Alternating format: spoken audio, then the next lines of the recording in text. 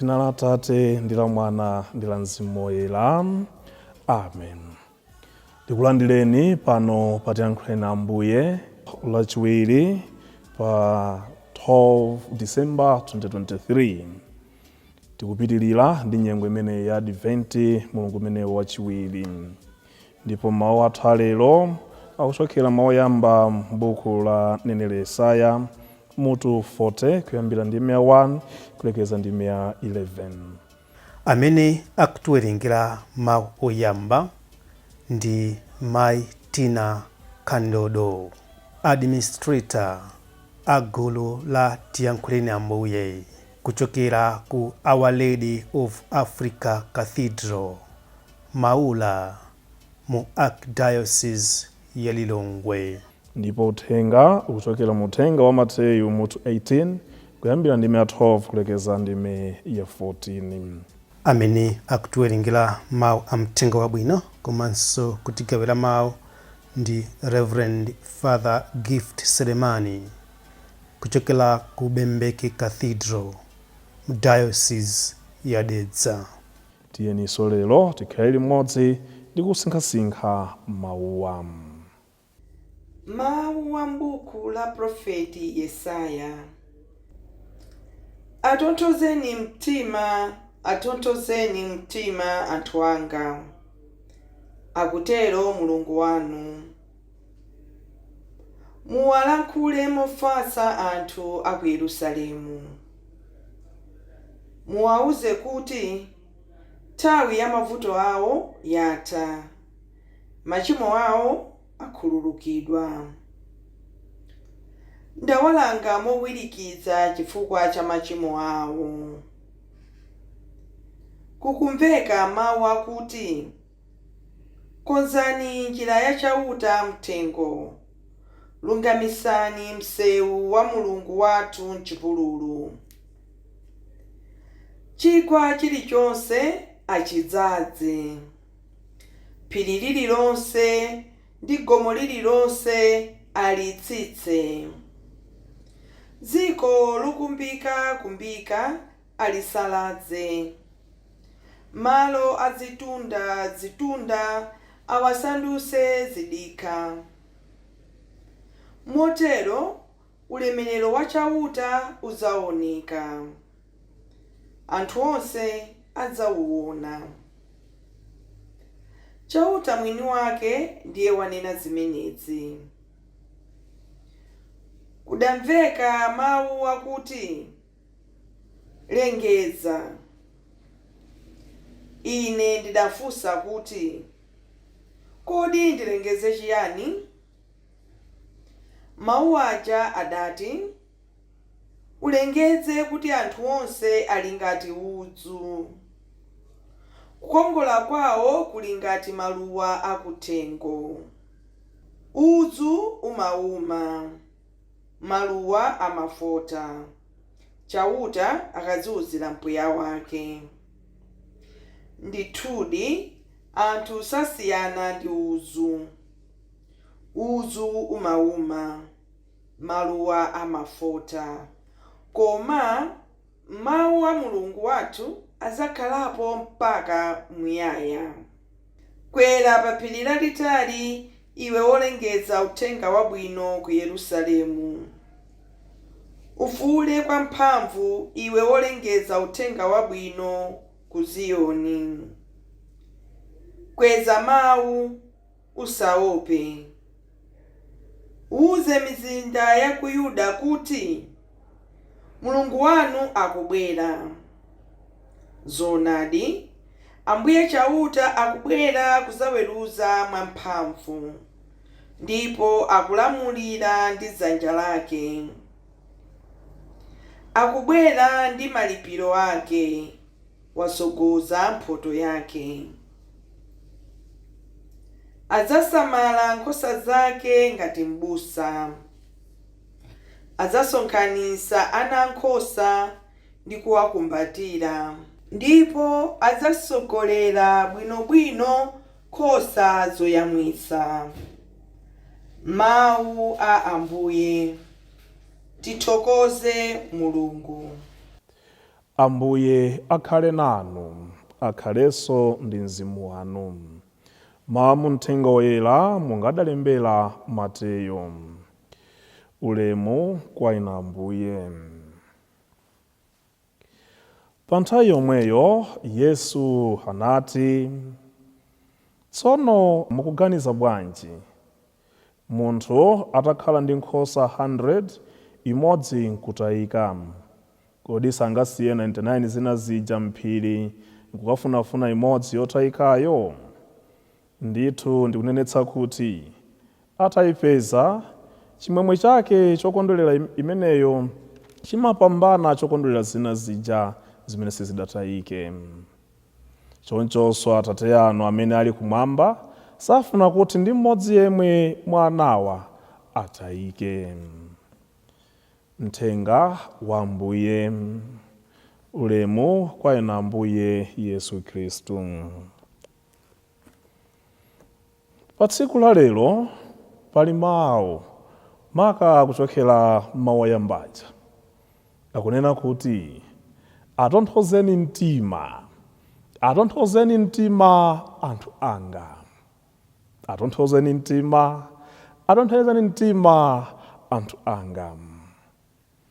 Mawu amene tawerenga m'buku limene la Yesaya akundikumbutsa pamene timakhala tikumalingalira ndi kumagawana ife tomwe, amene timanena kuti Mulungu adatilenga mosatifunsa, koma sadzatipulumutsa popanda ife kuvomera kupulumutsidwako. Mawuwa amene tawerengawa, ngati timamvetsera bwino lomwe, akupereka chiyembekezo chachikulu kwambiri kwa munthu. Akunena kuti muwawuze anthu anga kuti nthawi ya mavuto awo yatha. Muwawuze anthu anga, lengezani kuti nthawi ya mavuto awo yatha. Ndiye ndikulingalira ndikubwera tsopano nyengo zimene ife ngati Amalawi lero tikudutsamo, kukwera kwa zinthu, kusayenda kwa zinthu zambiri, mabizinesi ndi zina zotero, mavuto aulimi amene tili nawo.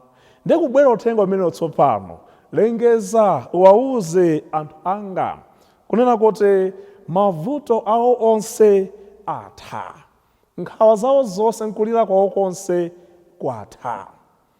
Nthawi zonse kapena nthawi zambiri ndikandapita ukapanga nsembe ya misa ya maliro, ndili ndi nyimbo imene ndimakonda kuimba. Imandisangalatsa nyimboyi chifukwa imakamba za tonthola, khala bata mtima wanga upumule mwa Yesu. Tonthola moyo wanga, khala bata moyo wanga, tonthola moyo, khala bata moyo, upumule mwa Yesu.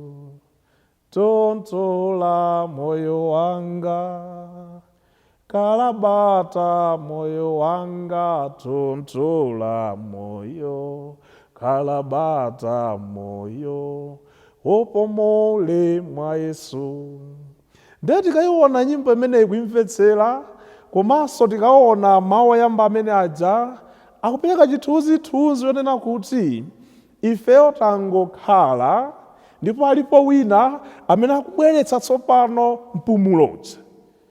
Ngati timamvetsera bwino lomwe, ndiye kuti ifeyo tangokhala koma alipo wina wake amene abweretse mpumulo. Ndipo ndi zimene mawu aja ali kuyankhula, awuze kuti mavuto awo onse atha, chipulumutso chawo basi chafika, alipo wina wake amene akutibweretsera zinthu zimene zichazo. That's the first picture, chipulumutso choyambirira amene tikukhala nacho. Tingokhala tsopano, chipulumutso chathu chikubwera, wina akubwera anatsatininka zimene ife tikusowa. Ndiye mawu aja kupitirira, khani yukasinthaso tsopano. Pameneno zachoka kwa magazi onena kuti wina akutibweretsera zinthu, kuti tsopano ifeyo ndamene tiyenera kugwira ntchito imene ija. Ndiye akunena kuti konzani njira yachauta nthengo. Kodi amene akukonzayu ndi ndani? Poyamba paja ndatipasa chithunzi tinena kuti wina ndamene akutigwirira ntchito yonseyi. Koma pano akuti inuyo tsopano mukonze njira yachauta mthengo. Inuyo tsopano lungamitsani msewu wa Mulungu wathu mchipululu. Inuyo tsopano chigwa china chilichonse muchidzaze, phiri lilonse goma lilonse mulitsitse.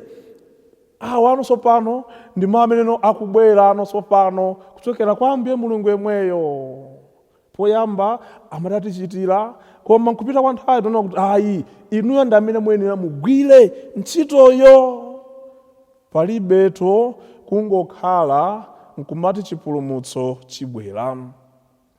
Palibe kungopindira manja nkumati ine zonse zindiyendera. Mpake timakhala tumalangizana nkumaunikirana nena kuti chipulumutso makosana si cha tsiku limodzi ayi. Chipulumutso ncha nthawi ndi nthawi zonse uyenera kumayankha kuti yes, yes, yes. So chipulumutso kumazonena kuti kwadi udani Yesu mpulumutsi sizidathere pamenepo m'bale wanga. Kuli ntchito yakuti udzigwira. Iweyo tsopano gwira ntchito kuti upate chipulumutso chimenecho. Ndiye akunena Ambuye Mulungu aja okay mavuto atha yema kuti mwakuti koma kuti iweyo tsopano wongola njira zako. Iweyo tsopano panga zakuti.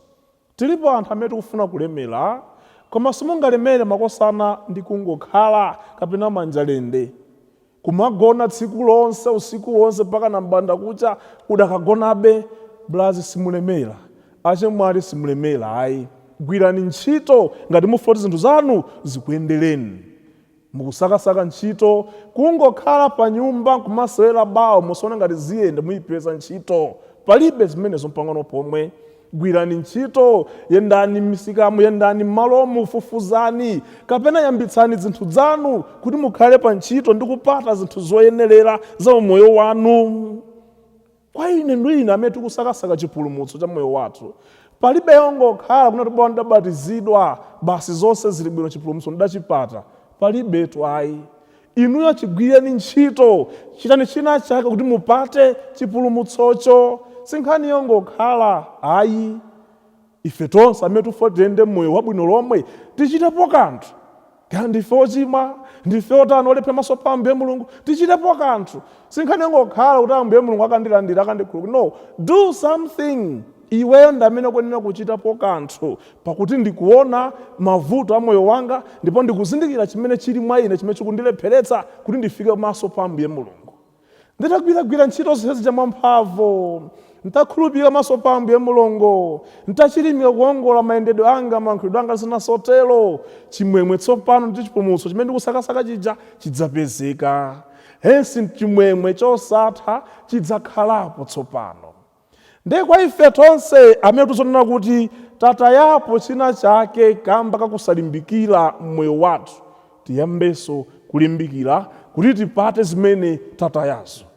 Kwa ife tonse amene tangokhala phwi, chilipo chimene tasokoneza mmoyo wathu, lero Ambuye akunena kuti go back on your feet. Pangani china chake, gwirani ntchito pena pake, limbikirani mmoyo wanu kuti zinthu zikuyendereniso moyo.